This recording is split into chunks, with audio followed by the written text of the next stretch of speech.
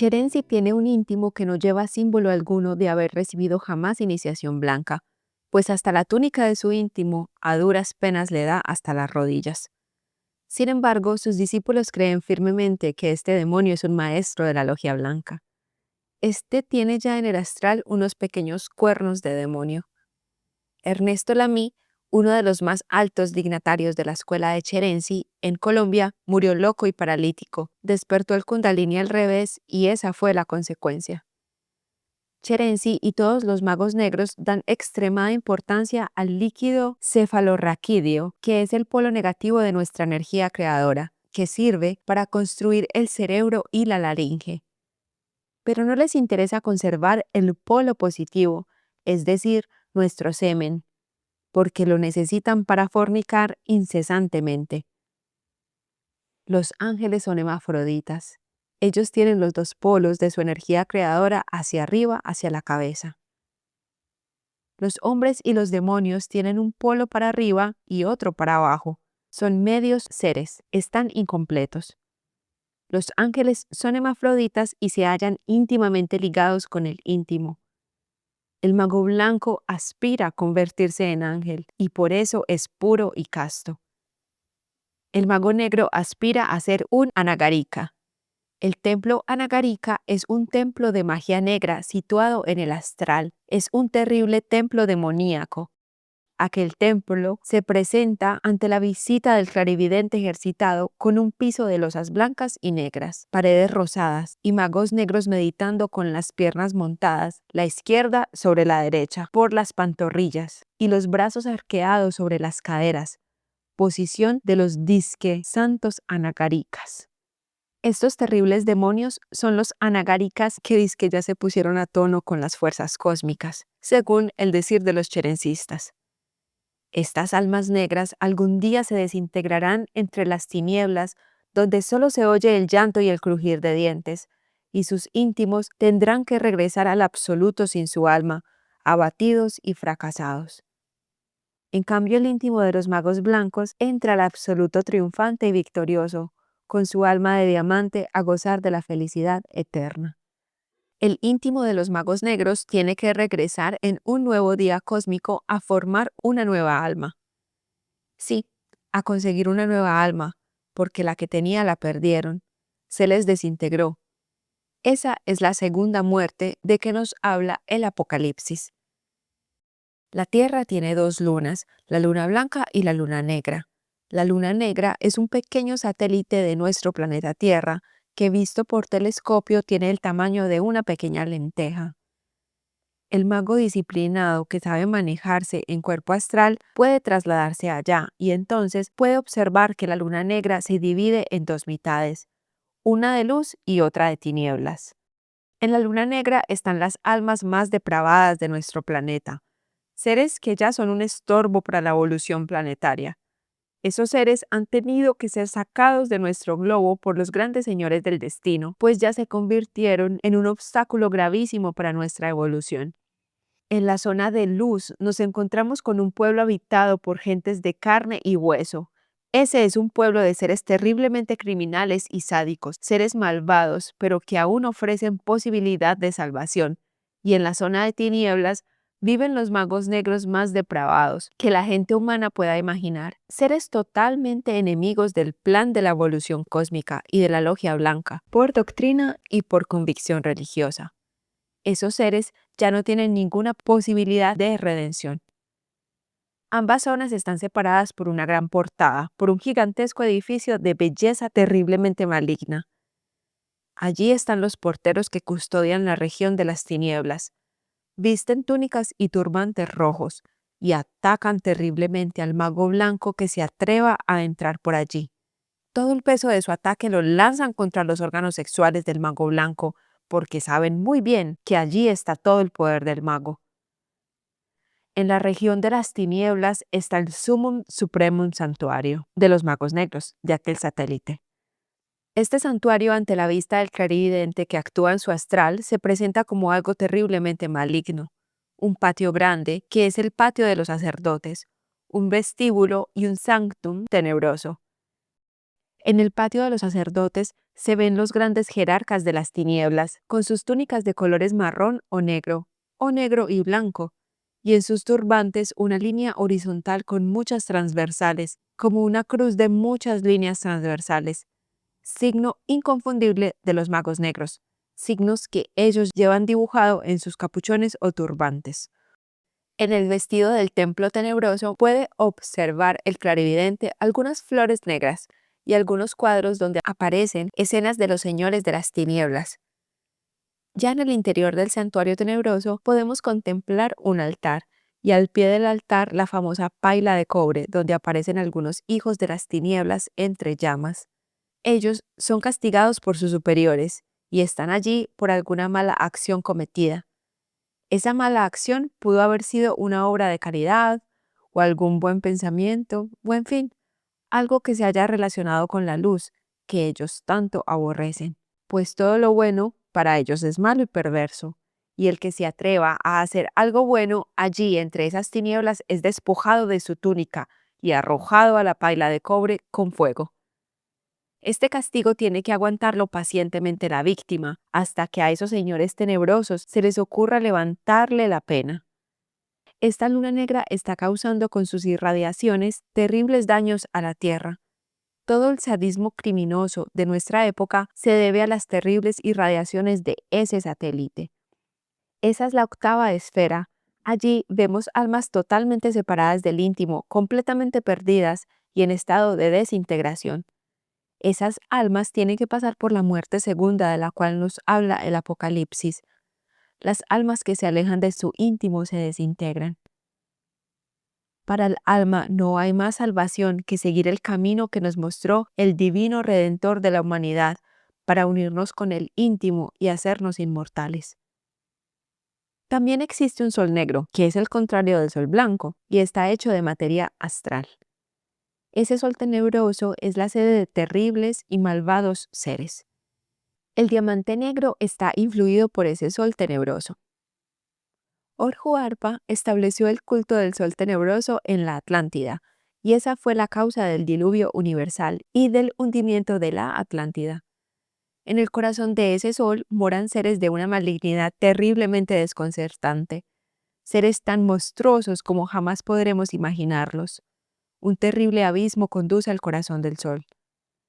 El mago negro Omar Cherensi Lind tapa todas esas cosas a sus discípulos para que sus ingenuos discípulos sigan creyendo firmemente que es la auténtica reencarnación del maestro de la sabiduría Gautami. A Omar Cherensi Lind no le conviene que sus discípulos aprendan a viajar en cuerpo astral, ni desarrollen la clarividencia voluntaria, porque sabe muy bien que entonces quedaría descubierta su identidad y su doctrina se iría al suelo. Él, como punto de partida, empieza por correr un espeso velo sobre sus discípulos a fin de ponerse a cubierto. Comienza por ridiculizar el desarrollo de los poderes ocultos del hombre, se burla de los iniciados y los califica de locos y de ilusos. Se burla de los clarividentes y los ridiculiza, con una fraseología ampulosa y acomodaticia. En una palabra, le cierra las puertas hacia los mundos interiores para que no lo vayan a descubrir, y luego que les ha cerrado todas las puertas, les muestra una sola y única puerta para entrar a ese mundo interior que él les ha cerrado. Esa única puerta es el despertar del Kundalini a través del coito bellamente cantado por una literatura romántica y melosa. Y cuando ya el discípulo ha despertado el Kundalini por el procedimiento del coito, entonces claro está, y esto es perfectamente lógico, que al discípulo se le abren las puertas de los mundos interiores y entra al astral ya convertido en un demonio, ya convertido en la bestia de las 7 cabezas del Apocalipsis, ya convertido en un horrible mago negro. Dice Cherensi defendiendo al coito y a la fornicación, que él, dizque como médico, ha hecho la autopsia de muchos cadáveres y que nunca ningún coitoso ha encontrado el Kundalini disecado. Pero yo le pregunto al señor Cherensi, ¿se puede hacer disección sobre el Kundalini? Con esto, lo que consigue el señor Cherensi es probar una vez más su mala fe, pues el Kundalini es un fuego ígneo de la naturaleza absolutamente espiritual, y por lo tanto no puede ser hallado por ningún bisturí. Si, como él dice en su obra El Kundalini, los chakras sexuales generan hormonas duales, conservadoras y vitalizadoras, y si las vitalizadoras se convierten en conservadoras y viceversa, ¿por qué no ahorrarlas a ambas si ambas son la base de la vida? ¿Por qué quieren que se gasten en el coito unas y se conserven otras por increción?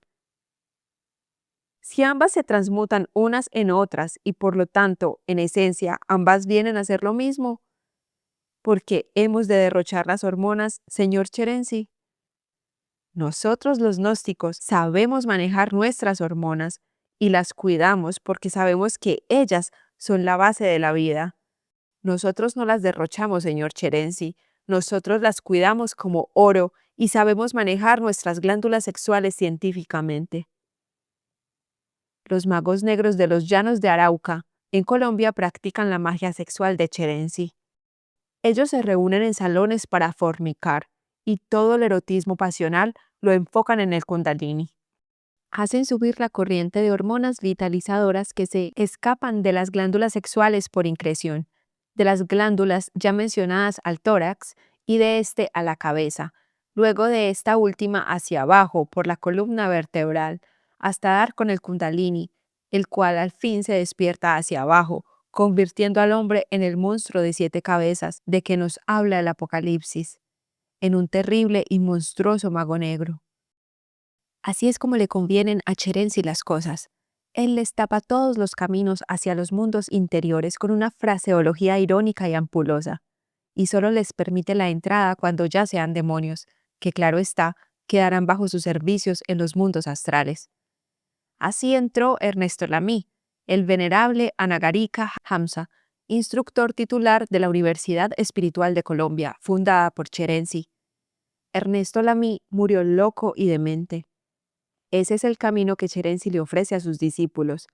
Ese es el resultado de la magia negra. Enseña Cherenzi en su curso general a desarrollar el Kundalini al revés, a la inversa, por medio de la fornicación. Y en la 10ª lección dice que ya sus discípulos pueden transformar el agua en vino. Pero ¿cuál de los discípulos de Cherenzi ha llegado a transformar el agua en vino? ¿Cuál de ellos ha podido hacer en Colombia el milagro que el divino Rabí de Galilea hizo en las bodas de Canaán?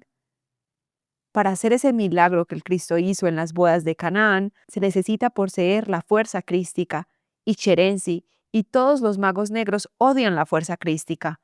La fuerza crística es el vino de la luz, es la fuerza sexual, es el semen, que nosotros los gnósticos cuidamos, porque sabemos que en ese vino de luz está la redención del hombre.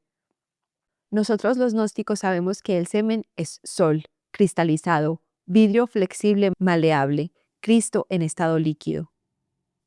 Nosotros cuidamos esa fuerza cristónica con la cual el divino Rabí de Galilea hizo milagros y maravillas en la vieja y antigua Palestina.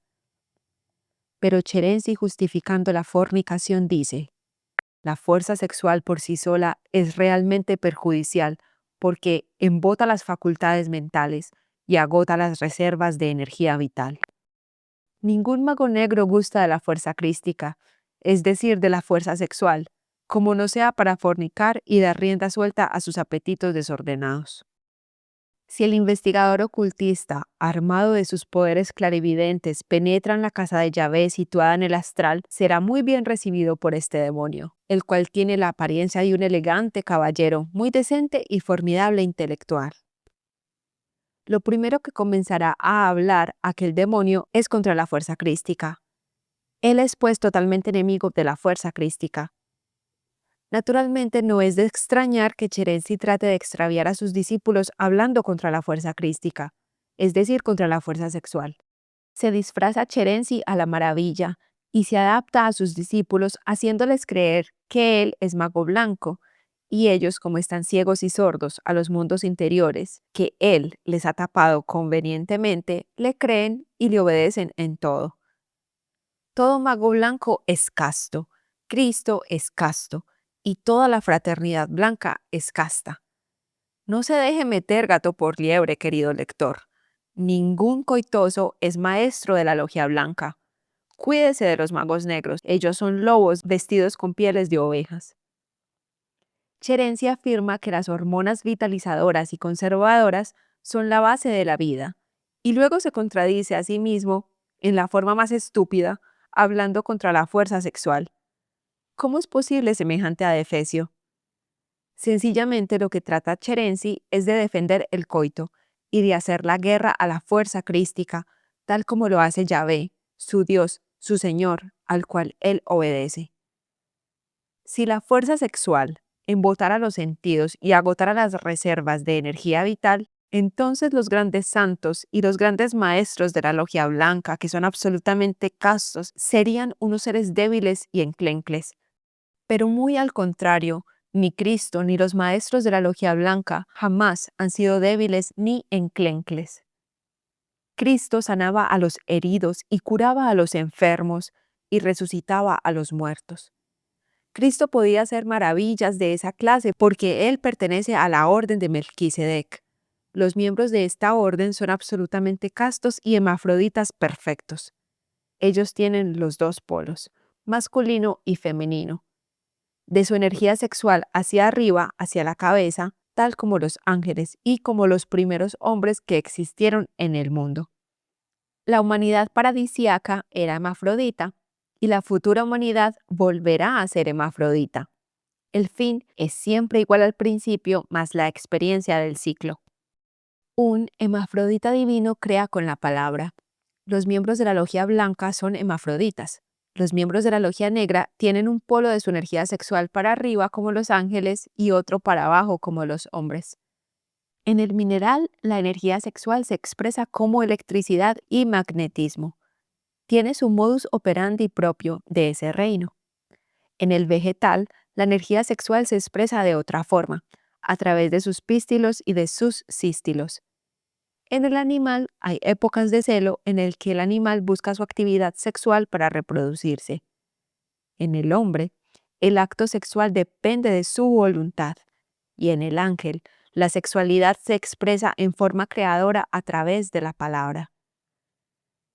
El órgano sexual del ángel es la laringe. El ángel tiene sus dos polos sexuales hacia arriba y por eso crea sin necesidad de cooperación con ningún sexo opuesto. Él es creador por sí mismo. Él se ha elevado hasta la dicha de sentir todos los goces del amor, sin contacto carnal. Y entonces crea con el poder del verbo, porque él es varón y hembra al mismo tiempo. Si el hombre quiere convertirse en ángel, tiene que organizar sus fuerzas sexuales como el ángel. De lo contrario es imposible. Pero a Cherenzi no le interesan los ángeles. Él dice cínicamente que más vale ser un buen hombre y no un mal ángel. Para Cherenzi los ángeles son malos. La fuerza sexual es la vida, es el poder de los poderes. Vemos un paralítico que no puede moverse, un anciano decrépito. Muchas veces basta ponerlos en contacto con una mujer para que se llenen de vida y desaparezcan los achaques. La Biblia nos enseña el camino de todas las conquistas con este mandamiento, que está escrito en las tablas de la ley y que dice, no fornicar. Pero no quiere decir que debamos abandonar nuestros órganos sexuales, sino que debemos aprender a manejar nuestra energía sexual para lograr la iniciación, que es lo más grande que podemos conseguir en la vida. Esto lo hablaremos más adelante en el capítulo que trata sobre el matrimonio perfecto. Sucede que al final de cada periodo planetario, la humanidad se divide en dos mitades, una que sigue el sendero blanco y otra que sigue el sendero negro. Y hay una pequeña minoría que ni son blancos ni negros, sino sencillamente rezagados. Al finalizar la época de Saturno, la humanidad se dividió entre los poderes de la luz y los poderes de las tinieblas. Belcebú, el mago negro de 13ª iniciación, es de aquella época. Ha podido pasar las pequeñas noches cósmicas, pero la gran noche cósmica no la pasará. Este ser terriblemente monstruoso está totalmente perdido. Tiene la apariencia de un gigante, todo peludo como gorila. Su boca es como de mula, su nariz como de caballo, sus ojos como de toro, sus manos y sus pies enormes y desproporcionados. Lleva capa pequeña de mago negro, y es para los magos negros un dios. Tiene el Kundalini despierto negativamente, lo mismo que Cherensi, y juega con la mente a la maravilla. El autor, valiéndose de sus facultades clarividentes, conferenció con el íntimo de aquel demonio. Lo insté a hacer algo por su alma. No puedo, me contestó. He hecho mucho y no me obedece. Y así, afligido, se alejó del investigador. Ese íntimo viste túnica y es alto y delgado, tiene grandes ojeras, nariz aguileña, pies y manos gigantescos y feos. Ese íntimo, al llegar la noche cósmica, llamada la Gran Noche, tendrá que entrar al absoluto sin su alma, porque su alma se desintegrará en la octava esfera, en las tinieblas exteriores, donde solo se oye el llanto y el crujir de dientes. Al final de la época solar, también la oleada humana se bipolarizó en dos tendencias, una positiva y otra negativa.